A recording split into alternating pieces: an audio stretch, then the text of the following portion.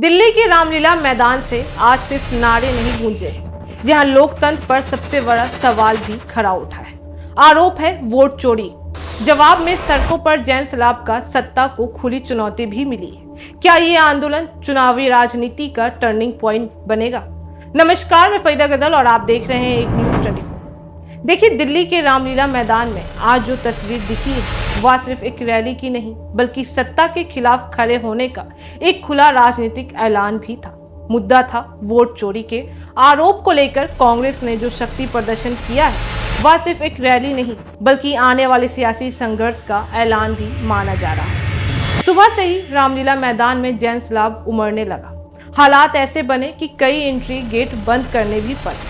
दिल्ली के साथ साथ आसपास के राज्य से आए कांग्रेस नेताओं और कार्यकर्ताओं ने भीड़ जुटाने में पूरी ताकत भी झोंक दी है।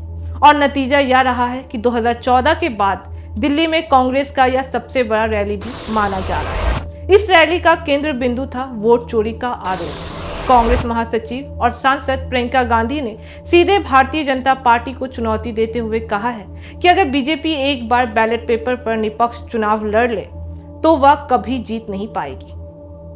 प्रियंका गांधी ने कहा है कि बीजेपी को खुद यह सच्चाई पता है और इसी डर की वजह से चुनावी व्यवस्था पर सवाल खड़े भी हो रहे हैं। उनके इस बयान पर मैदान में मौजूद भीड़ ने जोरदार तालियों और नारों के साथ समर्थन भी जताया है। इसके बाद राहुल गांधी के तेवर और भी आक्रामक नजर आए। उन्होंने सांसद का जिक्र करते हुए कहा कि उन्होंने अमित शाह का हाथ कांपते हुए देखा है।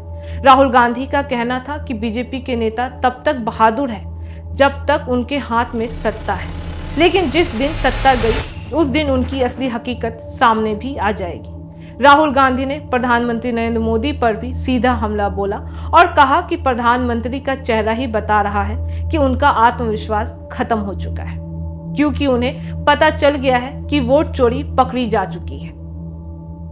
राहुल गांधी ने चुनाव आयोग की भूमिका पर भी गंभीर सवाल उठाए हैं। उन्होंने आरोप लगाया है कि चुनाव आयोग बीजेपी सरकार के साथ मिलकर काम भी कर रहा है।